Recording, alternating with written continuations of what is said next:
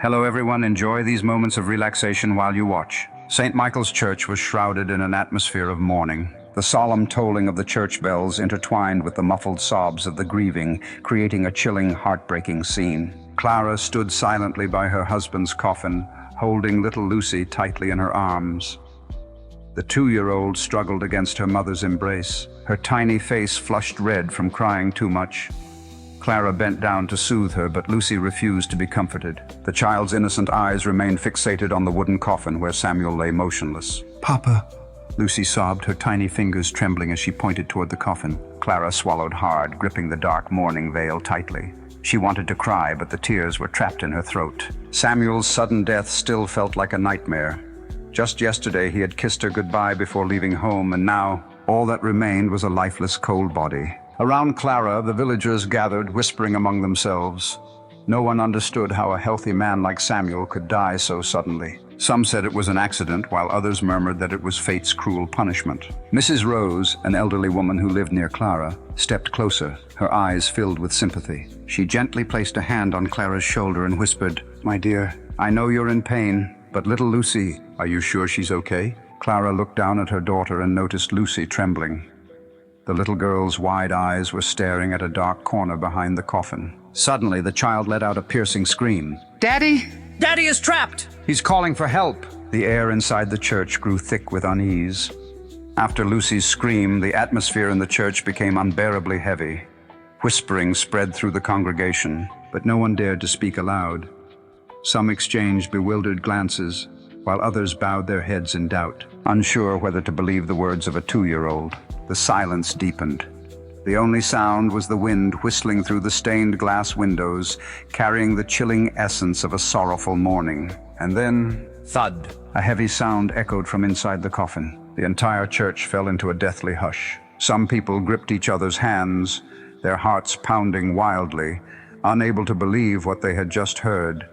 A few village women shuddered, their trembling hands making the sign of the cross, desperately convincing themselves that it was just the wind, just a coincidence. But how could the wind make a sound like that? Mrs. Rose, the eldest in the village, stepped back in fear, her frail hands clutching onto a nearby wooden pew.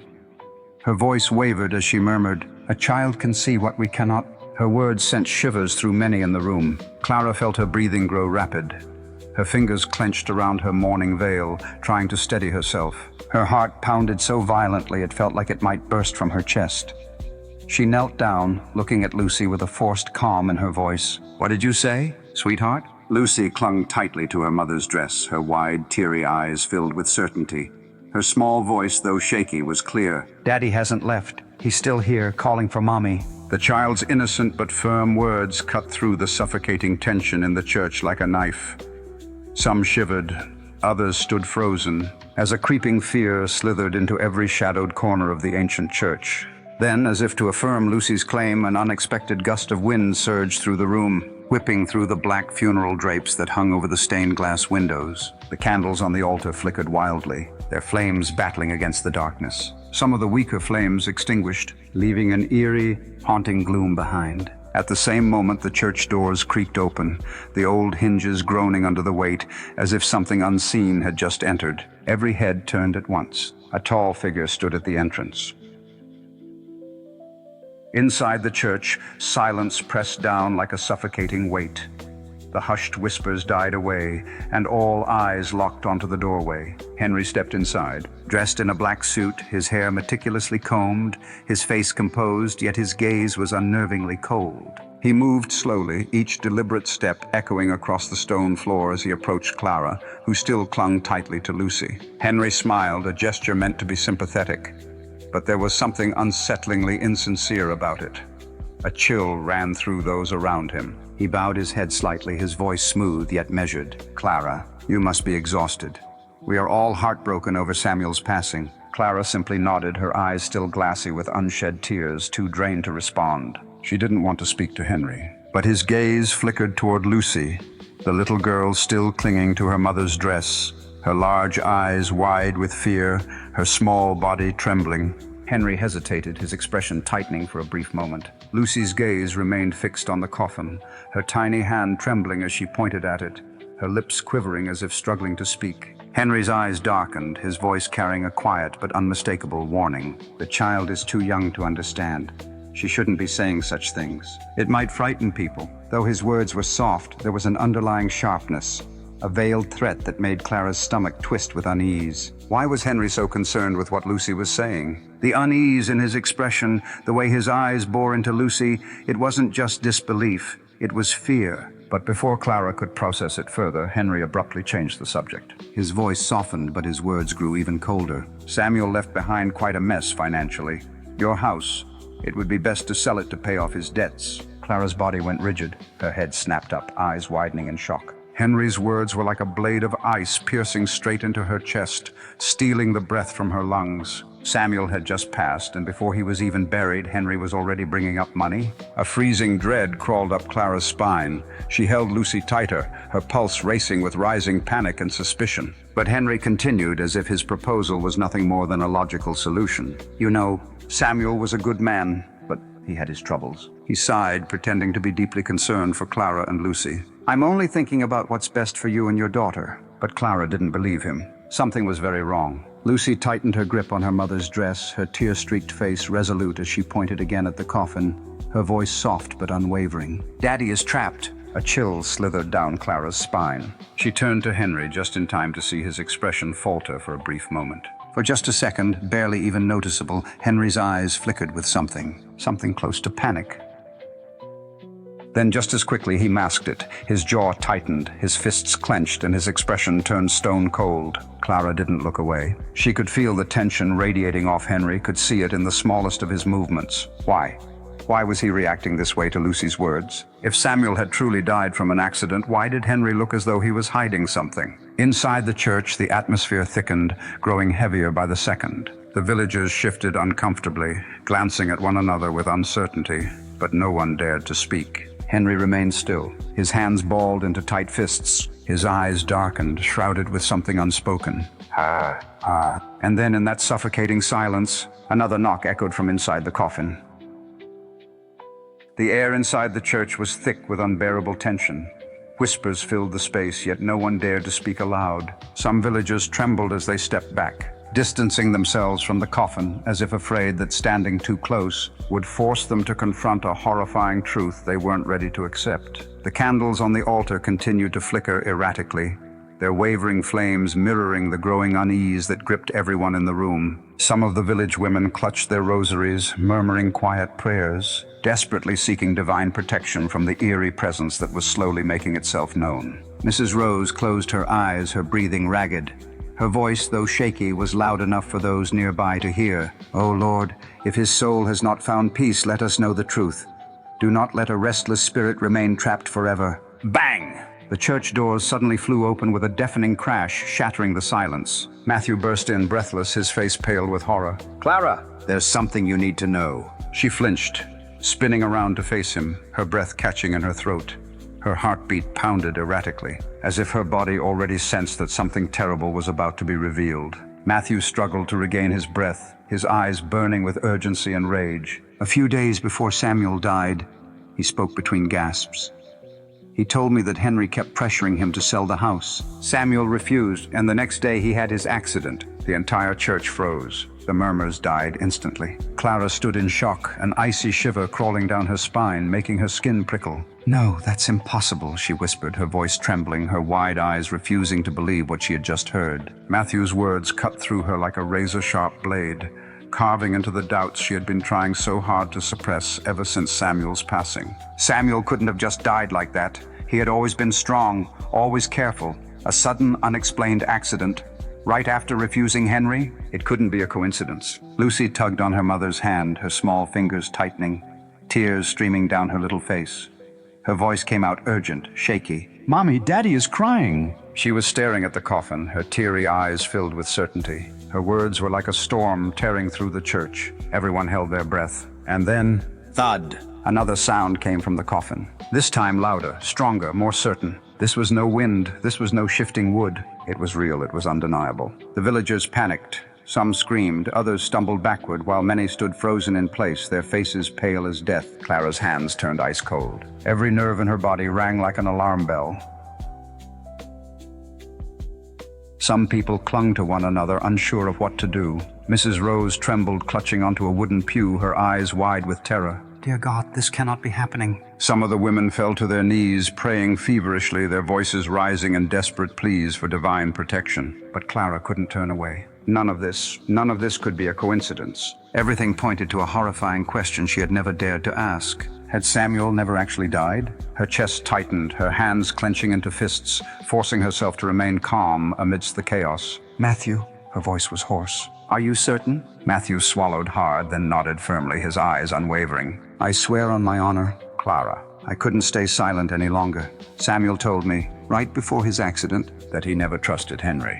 The shattered pieces in Clara's mind began to fall into place. Henry, his relentless pressure to sell the house, Samuel's sudden, unexplained death, Henry's eerie insistence that she sell the house right after, and now the knocking inside the coffin. Thud, thud, thud. This time the sound was faster, stronger, more desperate. No one could deny it anymore. Something or someone was inside. Panic swept through the villagers. Some ran towards the exit, but no one dared to step outside, as if an invisible force kept them trapped. A man shouted, "We can't just leave it like this." A woman fell to her knees, sobbing, "What if he's still alive?" But amidst the chaos, Henry remained silent. Clara spun around to face him, her eyes burning with rage. "Henry, tell me the truth. Did you have anything to do with this?" Henry stiffened. His gaze darted nervously, his hands clenched into fists, his breathing quickened. Every eye in the church turned to him, but before Henry could say a word, a horrifying sound shattered the tension. Thud! Thud! Thud! This time the knocking wasn't just noise.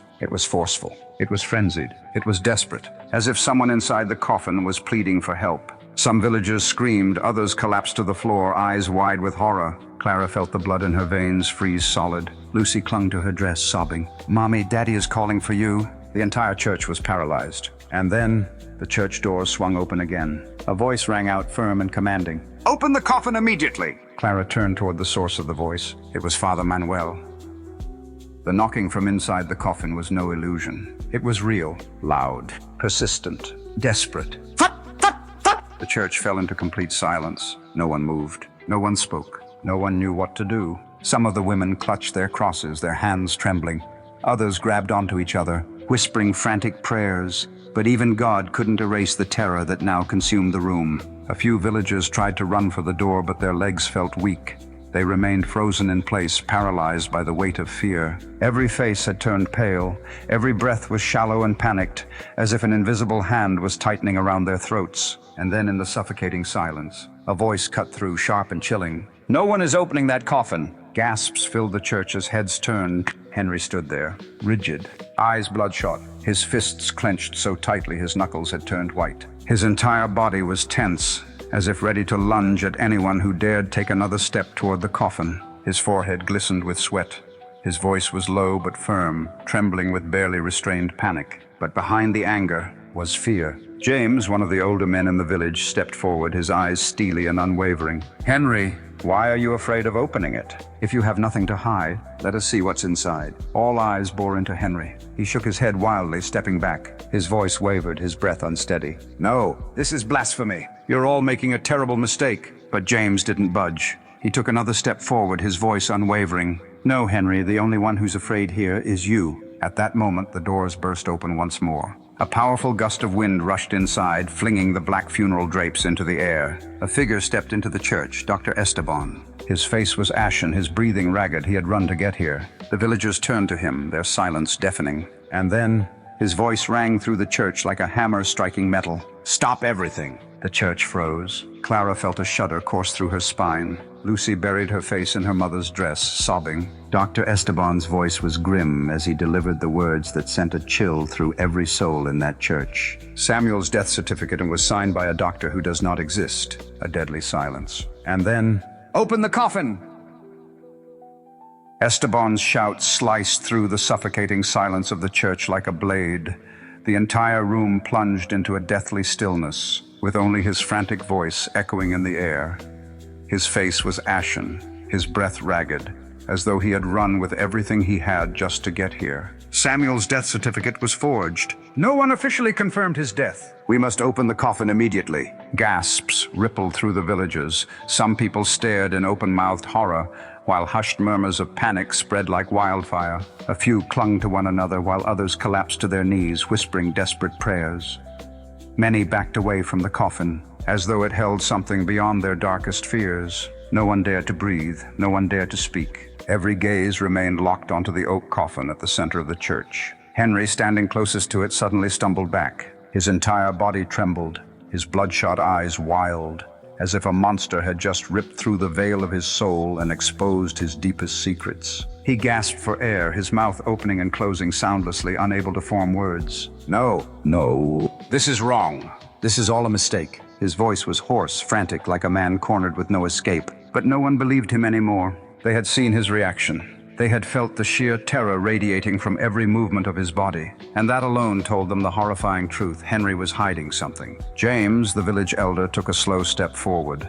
His sharp eyes swept over the crowd, then settled on Henry. He didn't speak. He simply turned to Matthew and gave a firm nod. No more words were needed. Without hesitation, Matthew and James moved toward the coffin. The villagers parted, forming a circle around them, holding their breath, their eyes glued to every motion. Just as they placed their hands on the coffin's lid, Henry let out a deranged scream. "Don't open it! Nobody touch it!" He lunged forward in desperation, but Matthew shoved him aside, sending him crashing onto the cold church floor. Henry scrambled to get up, but James was already there, his firm hand pressing down on Henry's shoulder, pinning him in place. The entire church held its breath. The coffin lid was lifted. The air seemed to vanish from the room. Samuel was alive. His chest rose and fell weakly. His lips were dry and cracked, his eyes unfocused but open. Screams erupted through the church. Some women collapsed in shock. Some sobbed hysterically. Others covered their mouths, their hands trembling, unable to comprehend what they were witnessing. Samuel had not died.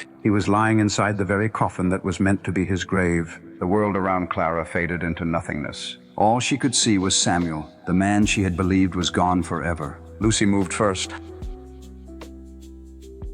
The little girl threw herself forward, tears streaming down her face, her cries ripping through the stunned silence. "Daddy! Daddy!" Samuel blinked slowly, his lips parting as though trying to speak, but he was too weak. Lucy grasped his freezing hand, her tiny fingers squeezing tightly, as if letting go would make him disappear again. Clara collapsed beside him, her trembling hands reaching for his face. Her breath hitched, her heart pounded erratically. Samuel, and then at last her tears broke free. Samuel had returned from the dead. Henry, still pinned in place, went rigid. His wide, panicked eyes darted between the coffin and the furious villagers. His lips trembled, trying to form words, but nothing came. And then he cracked. His body shook violently as he muttered incoherently.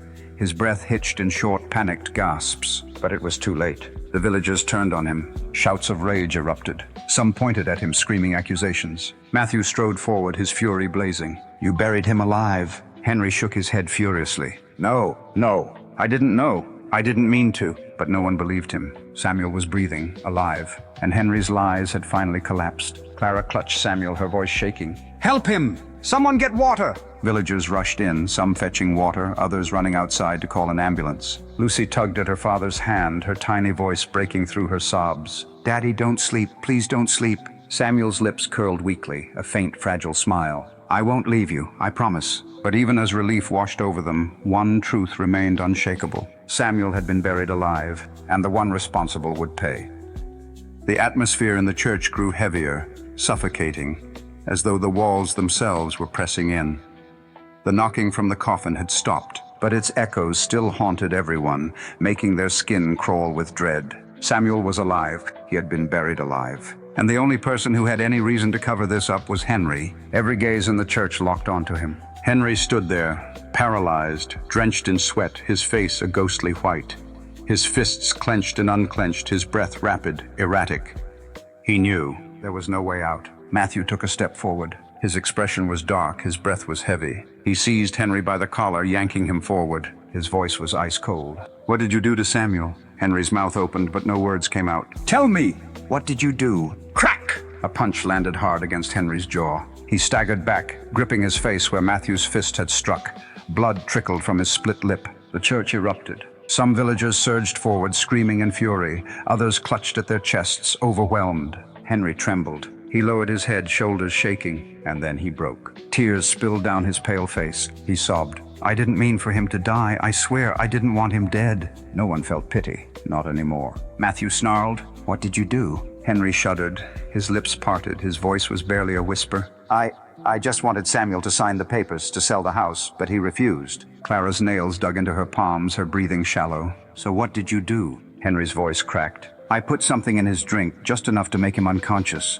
Just for a little while." A roar of outrage swept through the church. Some villagers gasped, others cursed his name. "Samuel was allergic. I didn't know.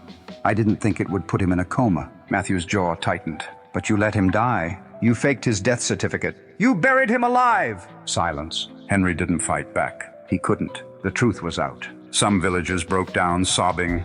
Others clenched their fists in rage. Clara clutched Lucy tightly, her entire body trembling. If Lucy hadn't noticed, if they hadn't opened the coffin, Samuel would have died. The thought made her sick. There was no forgiveness for Henry. Sirens blared. The church doors slammed open. Sheriff Anderson stormed in, flanked by officers. His sharp gaze swept across the chaos before landing on Henry. "Someone explain what the hell is going on here." Matthew didn't hesitate. "He buried Samuel alive." The villagers erupted, shouting in agreement. The sheriff's face hardened. He turned to Henry. "Henry Jimenez, you are under arrest for attempted murder, fraud, and bribery." Handcuffs clicked around Henry's wrists. No, it was an accident." Henry struggled, but the officers restrained him. "Your words will be used against you in court." As Henry was dragged away, the villagers cheered. Samuel was saved. Henry was caught. Justice had won. Samuel was rushed to the hospital that very night.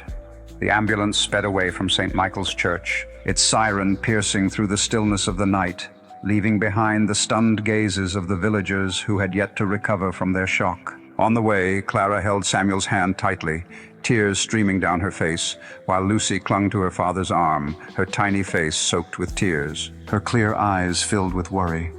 "Daddy, please don't leave me." Samuel tried to smile, but his lips were dry, his throat burning. He could do nothing but squeeze the hands of his wife and daughter, as if to reassure them that he would not leave again. By the time the ambulance arrived at St. Stephen's Hospital, the doctors rushed in immediately. Samuel was taken to the emergency room. While Clara and Lucy waited outside, their hearts gripped by fear. The air was so heavy it felt suffocating. Clara held Lucy tightly, trying to stay calm, but she couldn't stop the sobs that shook her body. The horrifying images from the church still haunted her.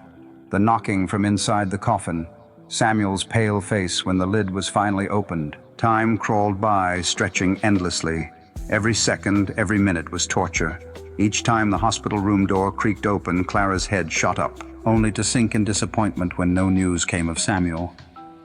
Lucy had fallen asleep in her mother's arms, exhausted. Yet the dried streaks of tears still remained on her tiny lashes. After what felt like an eternity, the doctor finally emerged. Clara rushed forward, her heart pounding wildly, her hands clutching at his coat, her voice trembling with fear. "My husband, how is he? Will he make it?" The doctor placed a reassuring hand on her shoulder, his voice calm and comforting. "He has made it through the critical stage. His body is severely dehydrated, and his mental state has suffered, but he will survive. Right now, Samuel is still weak, but he wants to see both of you immediately." Clara collapsed, sobbing in relief as tears of pure gratitude poured down her face.